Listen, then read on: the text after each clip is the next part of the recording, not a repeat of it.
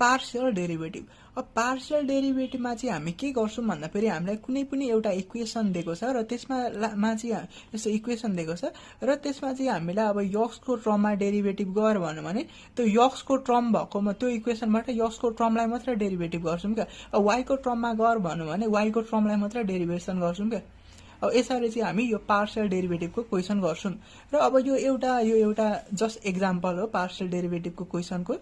र अब यही स्टेप युज गरेर चाहिँ हामी बाँकी पार्शियल डेरिभेटिभको क्वेसन गर्न सक्छौँ र हामीलाई यो क्वेसनमा दिएको छ के भन्दाखेरि u is equals to x square y plus y square z plus z square x भनेको छ क्या।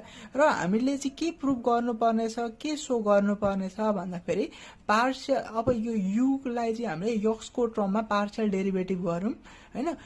अब फेरि वाईको ट्रममा पार्शियल डेरिभेटिभ गरौँ र जेडको ट्रममा पार्शियल डेरिभेटिभ गरौँ र यो टोटल यिनीहरूको सम चाहिँ एक्स प्लस वाई प्लस जेडको होल स्क्वायरसँग इक्वल हुनुपर्छ। हामीले यो चाहिँ सो गर्नुपर्ने छ क्या।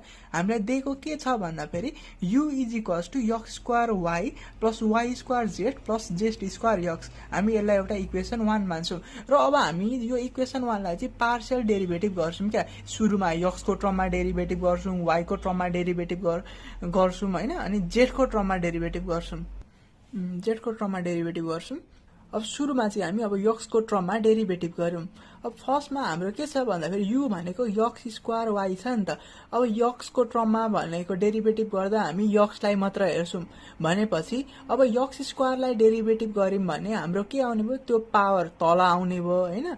अब जस्तै हामीलाई एक्सको पावर ए छ भने के हुन्छ त्यसलाई डेरिभेटिभ गर्दा भन्दाखेरि ए हैन, त्यो पावर ए तल झर्ने भयो एक्स अनि ए माइनस 1 हुन्छ क्या। त्यसै गरी अब यहाँ एक्सको पावर 2 छ भने त्यो 2 तल झर्ने भयो, एक्सको पावर 2 माइनस 1 गरेर 2x मात्र बाँकी रहने भयो क्या। अब यो सेकेन्डमा प्लस वाई स्क्वायर प्लस जेडमा त यहाँ एक्सै छैन भनेपछि यो त हाम्रो लागि त कन्स्टेन्ट भयो नि त। त्यसको डेरिभेसन गरौँ भने त 0 आउँछ कुनै पनि कन्स्टेन्टको डेरिभेटिभ गर्दा। त्यसै गरी हाम्रो यहाँ फेरि एक्स छ क्या, जेड स्क्वायर एक्स छ। अब एक्सलाई डेरिभेटिभ गऱ्यौँ भने 1 आउँछ भनेपछि यहाँ बाँकी रहने भयो जेड स्क्वायर मात्र। भनेपछि हाम्रो के आउने भयो भन्दाखेरि चाहिँ हामीले यदि यसलाई चाहिँ पार्शियल डेरिभेटिभ गऱ्यौँ भने यहाँ चाहिँ 2xy प्लस जेड स्क्वायर आउने भयो। त्यसै गरी अब हामीले फेरि यो युलाई चाहिँ वाईको ट्रममा पार्शियल डेरिभेटिभ गर्छौँ। अब पार्शियल डेरिभेटिभ गर्छौँ है। अब हाम्रो के छ भन्दाखेरि एक्स स्क्वायर वाई छ नि त, वाईलाई डेरिभेटिभ गऱ्यौँ भने 1 आउँछ भनेपछि यहाँ बाँकी रहने भयो एक्स स्क्वायर मात्र।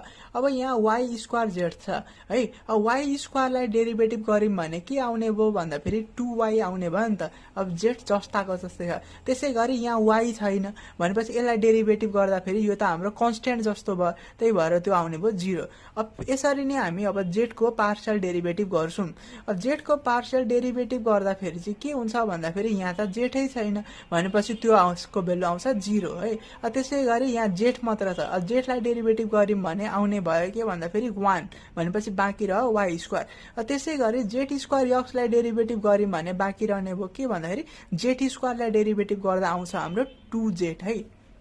भनेपछि अब एक्स जस्ताको तस्तै छ र अब यसलाई जोड्दा फेरि आउँछ 2zx प्लस वाई स्क्वायर। अब यो पार्शियल डेरिभेटिभ गऱ्यौँ र हामीले के सो गर्नुपर्ने छ भन्दाखेरि ux plus yz plus uz चाहिँ योसँग इक्वल हुन्छ भनेपछि अब हामी एलएचएस देखि थाल्छौँ। अब हाम्रो एलएचएसमा के छ, युलाई एक्सको ट्रममा पार्शियल डेरिभेटिभ गर्ने हैन, युलाई वाईको ट्रममा पार्शियल डेरिभेटिभ गर्ने, युलाई जेडको ट्रममा पार्शियल डेरिभेटिभ गर्ने र त्यसको सम गर्नुपर्ने छ क्या एलएचएस साइडमा।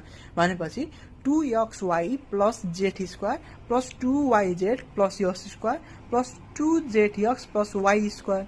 अब हामी चाहिँ यहाँ x square y square z स्क्वायरलाई चाहिँ एउटा साइडमा ल्याउँछौँ है। त्यसै गरी 2xy 2yz प्लस 2zxलाई चाहिँ अर्को साइडमा राख्छौँ भनेको चाहिँ हैन। अब सुरुमा अगाडि यसरी लेख्छौँ, अर्को साइड भन्नाले त्यो पछाडि लेख्छौँ क्या। अब यसरी नै x square plus y square plus 2xy भनेको त एक्स प्लस वाईको होल स्क्वायर हो नि त। भनेपछि अब यसलाई ए मानौँ है, ए स्क्वायर मानौँ। एक्स प्लस वाईको होल स्क्वायरलाई चाहिँ हामीले एक्स प्लस वाईलाई चाहिँ हामीले ए मानौँ र त्यसको होल स्क्वायर हो भनेर मानौँ है। त्यहाँ 2ab यानि कि 2x प्लस वाई यहाँ कमन तानेर गरेको है। 2x प्लस वाई हैन भनेको यो ए मानेको छौँ नि त। अनि जेठ भनेको बी भयो नि त, प्लस जेठ स्क्वायर त छँदैछ। भनेपछि हामीले यसलाई के लेख्न पायौँ भन्दाखेरि a square plus 2ab plus b square भनेपछि ए प्लस बीको होल स्क्वायर भयो नि त। एक्स प्लस वाईलाई ए मानेको ए प्लस बीको होल स्क्वायर। यसरी चाहिँ हाम्रो आरएचएस साइड प्रुभ हुन्छ।